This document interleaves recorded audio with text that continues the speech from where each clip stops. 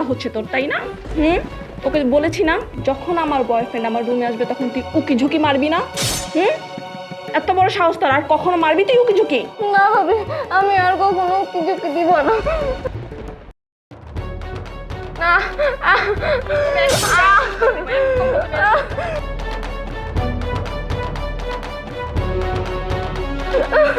না ভাবি, আমি পা ধরতেছি ভাবি, আর দিও না। আমি এবারের মতো আমার মাফ করে দাও। আহা জান, কি করছো? এক কাজ করো না, এইভাবে নিজে কেন কষ্ট পাচ্ছ? একেবারের জন্য দুনিয়া থেকে অনেক দূরে পাঠায় দাও, মেরে ফেলো না, তাহলে তো সব ঝামেলা ক্লিয়ার। মেরে ফেলো। না জান, এখন ওকে মারা যাবে না, কারণ আমার শাশুড়ি মারা যাওয়ার আগে সব সম্পত্তি ওর নামে লিখে দিয়ে গেছে। যে পর্যন্ত এই সম্পত্তি আমি আমার নামে না করতে পারছি সে পর্যন্ত আমি ওকে মারতে পারবো না। যখন এই সম্পত্তি আমাদের হয়ে যাবে তখন ওকে আর ওর ভাইকে বিষ খাইয়ে মেরে ফেলবো, আর তখন এই পুরা রাজত্ব তোমার আর আমার। বাহ, তোমার মাথা সেই বুদ্ধি। হ্যাঁ, একদম ঠিক কাজ করবা। বিষ খাইয়ে দুইটাকে একদম ওপারে পাঠাবো, তারপরে তুমি আর আমি চিল করবো আর এনজয় করবো। ভাবি, তুমি যেগুলো করতেছো এগুলো একদমই ঠিক না। আমি ভাইয়াকে সব বলে দিব। তুই কি বলবি রে? তোর ভাইরে কি বলবি? তোর এত বড় সাহস, তোকে আমি তোর ভাইকে জানে মেরে ফেলবো একদম।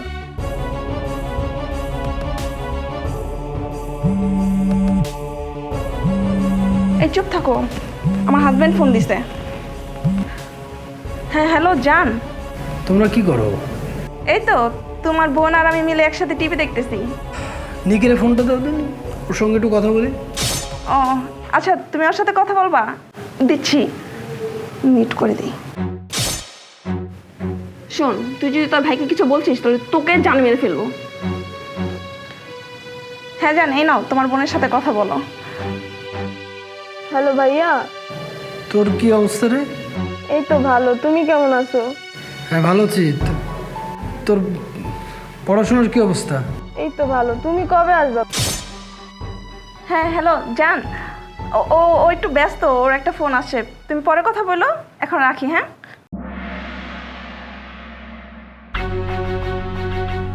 কি তুই তোর ভাইকে সব বলতে চাইছিলি না? তোর এত বড় সাহস, তোর ভাই আর তোকে একদম জান মেরে ফেলবো। তোর ভাইরে বলে দিবি, শোন আমি এক্ষুনি বিষ নিয়ে আসবো, তোকে একদম খায়া মাইরা ফেলবো। কি করবি তুই? কি তোর ভাইরে বলবি যে আমাদের কথা মতো চলবি? হ্যাঁ বল, বিষ খাবো? না, কিছু বলবো না। এই তো লাইনে আসছিস। শোন, সোজা রুমে যা। এখন তোর ভাবির সাথে আমি একটু কোয়ালিটি টাইম স্পেন্ড করবো। যা যা এখান থেকে, যা। উঠে না, এই যা। জান, তুমি ননদটা অনেক ডিস্টার্ব করে, বুঝছো? যখনই আসি তখনই ডিস্টার্ব করে, মানে বুঝি না। কি করবা জান, কি এই তো ঘরেই থাকে, একটু ম্যানেজ করে নাও না প্লিজ।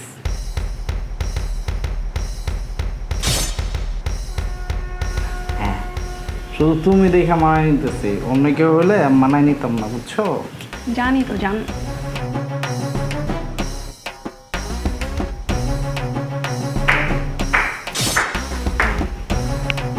এ কি তুমি হঠাৎ ফোন দিয়ে আসবে না আসার আগে? ফোন করে আসছি, আর ফোন করে না আসলে এই সিনেমা তো দেখতে পাইতাম না। না না, তুমি যেটা ভাবতেছো সেটা না। ও ও আমার ফ্রেন্ড, ও আমাদের বিয়েতে আসতে পারে নাই, তাই এখন লন্ডন থেকে আমার সাথে দেখা করার জন্য আসছে। মিথ্যে কথা বলো না, আমি ওনারে চিনি, আমি সব জানি, আমার মোবাইলে সব কিছু আছে। কি বলতেছো এইসব? ও তো আমার ফ্রেন্ড, তুমি ভুল বুঝতেছো। ও আমার ফ্রেন্ড আবির। হ্যাঁ ভাইয়া, আমি Abir. Nice to meet you. এই থামেন, এতক্ষণ যার হাত ধরেছিলেন ওই হাত ধরেই থাকেন, আমার হাতে টাচ করার চেষ্টা করেন না। কি বলতেছো এসব আবল তাবল? তুমি জার্নি করে আসছো তো বসো, আমি তোমার জন্য পানি নিয়ে আসছি।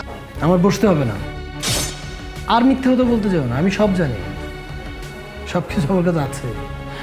কেন করলে এটা তুমি? কি নাই আমার?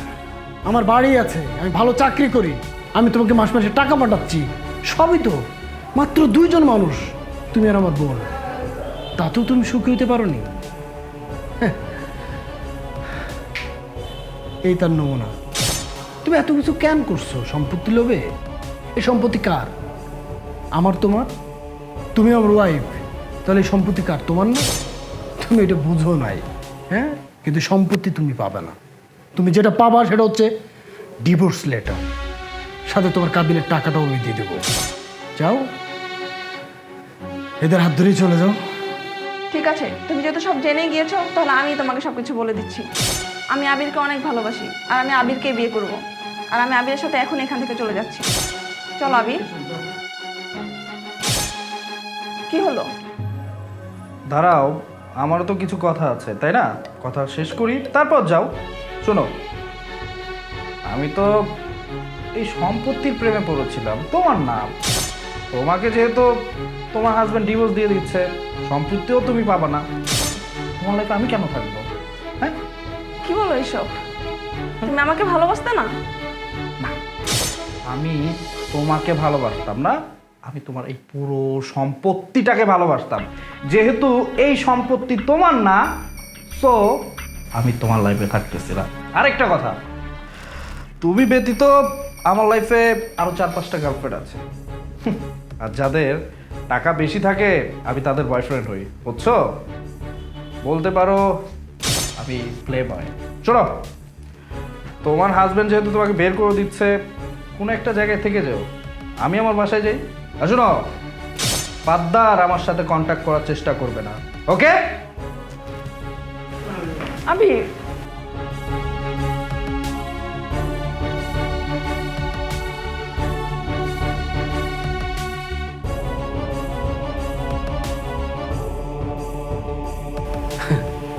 কি হলো? তোমার আবৃত্তি চলে গেল, তুমি দাঁড়া আছো কেন? আমার মতো দুর্ভাগা আসলে কেউ নাই। আমি ভাবছিলাম তোমাকে সারপ্রাইজ দিব, কিন্তু বাসায় আসার পর আমি নিজে সারপ্রাইজ। বাহ, চমৎকার! আমি আশাও করিনি যে আমি যে মানুষটাকে আমার সব থেকে বেশি ভালোবাসি সে আমার সাথে এমন প্রতারণা করতে পারে। এই নিকি যখন ছোট ছিল তখন আমার মা মারা যায়। আমি খুব কষ্ট করে বড় করি, এত আদর যত্ন করে বড় করি। আমার মা আমার একটা কথা বলছিল যে আমার নিকির যেন কোনো কষ্ট না হয়। আমি কোনোদিন আমার বোনকে কষ্ট দিই নাই। আমি তোমারে নিয়ে আসছিলাম কেন জানো? তোমারে যেদিন প্রথম দেখি আমার মনে ছিল এই মানুষটা আমার সংসার, আমার বোনটাকে ভালো রাখবে। কিন্তু না, আমার বিশ্বাস, আমার ভালোবাসার মূল্যহীন তোমার কাছে। তুমি অর্থলোভী, ভালোবাসার না। আমি ভালোবাসার, আর তুমি আমার সম্পত্তির লোভ করছো। তাই তুমি কি করে পারলে যে আমার বেডরুমে অন্য পুরুষ ঢোকাতে? এদিকে তাকাও, আমার দিকে তাকাও। অবশ্য আমার ঘেন্না লাগতেছে তোমার দিকে তাকাইতে। নিকি, নিকি,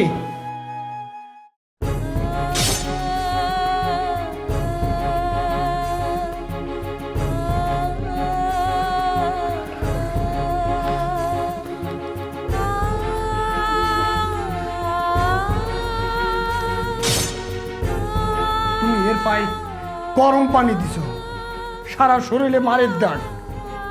ও কোনোদিন আমাকে কিছু বলে না। এদিকে তাকাও, আমার দিকে তাকাও। এই নিকি, মানুষ বলো না ফুলের টোকার কথা, আমি কোনদিন টোকাও দিই নাই। একটা টোকা পড়তে দিন ওরে এইভাবে আগলে রাখছি। আর সেই তুমি ওর পায়ে গরম পানি ঢেলে দিস, ওর সারা গায়ে টর্চারের চিহ্ন। কেমনি পারলাম মানুষ হয়ে? আমি না নিতে পারতেছি না। আমার বিশ্বাস হচ্ছে না যে আমি এই মানুষটাকে এতটা ভালোবাসতাম। তুমি চলে যাও, এটা better.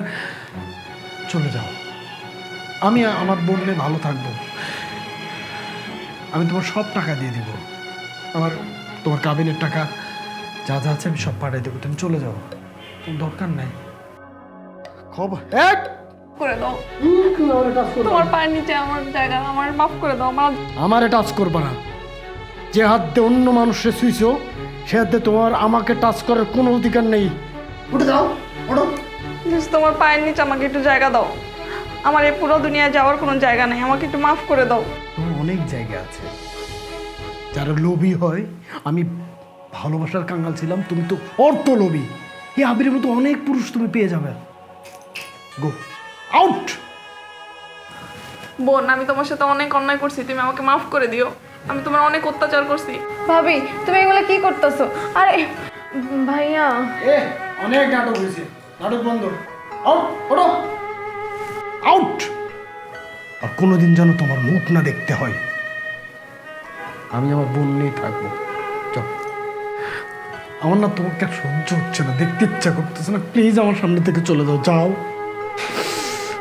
I say get out, please go. আমার পালে মাফ করে দিও বোন।